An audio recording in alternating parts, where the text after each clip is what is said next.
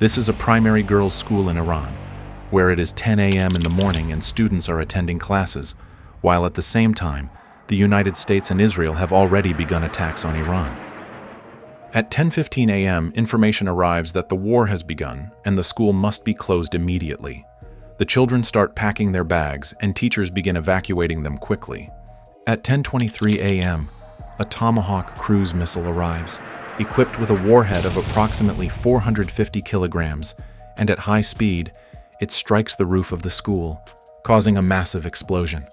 The explosion is so powerful that the roof of the school collapses, and many students and teachers become trapped under the debris. However, the teachers and students who survive are quickly gathered in the corridor to evacuate them. At that moment, at 10:25 a.m., another cruise missile arrives and strikes the school again, causing another massive explosion and leading to the complete collapse of the roof. But it does not end there. Another Tomahawk cruise missile arrives and strikes the school building. After 3 consecutive missile strikes, the school is completely destroyed, and approximately 170 to 180 people present there are killed, including more than 110 girls aged between 7 to 12 years, 26 teachers, and some parents. Now we will understand the reasons behind this incident, and we will also learn why the Tomahawk missile used in this attack is so difficult to counter, and why Iran was unable to stop it. But first, let us understand the location. This is Iran, and this is the Strait of Hormuz region. Near this is the city of Manab, where a military base is present, and right next to it is Shajareh-Tayyibeh Primary School, which shares a boundary wall with the base. The United States claims that it had outdated data and that this school was previously part of the military base, which is why the strike occurred by mistake. However, this explanation does not seem completely accurate because the missile used operates using live data. This is the Persian Gulf, where a U.S. destroyer ship is positioned. On its deck, honeycomb-like cells can be seen, inside which Tomahawk cruise missiles are stored. The destroyer is equipped with large octagonal-shaped panels, which are actually radar systems capable of tracking more than 100 missiles simultaneously. The target coordinates are set inside the missile. The cell cover opens, and a blast from below creates pressure that ejects the missile outward. As soon as it exits, the solid rocket booster activates and its wings unfold.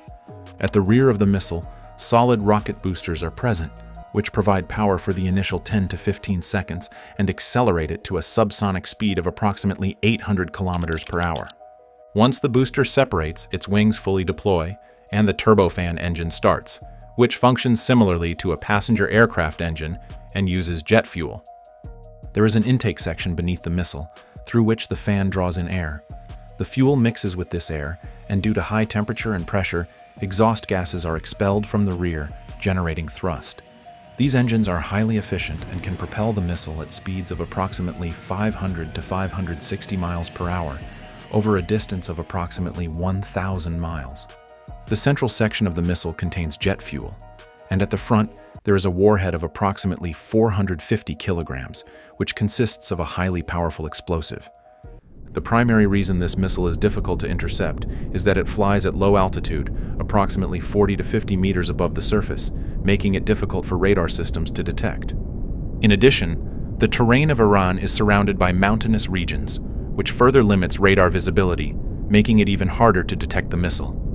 However, the question arises, how is this missile able to fly at such high speed in a mountainous region? In the front section of the missile, there are sensors, navigation systems, and onboard computers. It also includes a data system that enables two-way communication and remains connected with satellites and command centers. At the very front, there is an imaging infrared seeker, which creates thermal images of the target and surrounding area and compares them with stored data to verify whether the missile is on the correct path. It can clearly identify the target even in adverse weather conditions. Tercom is a system that continuously measures the missile's altitude from the surface and matches this real-time data with pre-fed 3D terrain maps. If the missile deviates from its path, this system corrects it and brings it back on course. However, this system is less effective over water and desert regions, where terrain elevation changes are minimal, whereas in mountainous regions like Iran, it works with higher accuracy. TOA is another system that determines the exact time at which the missile will reach its target. When this missile is launched from a naval destroyer, all necessary data is preloaded into it. However, as it approaches the target area, it can enter a loiter mode, meaning it can circle the area for some time and conduct reconnaissance.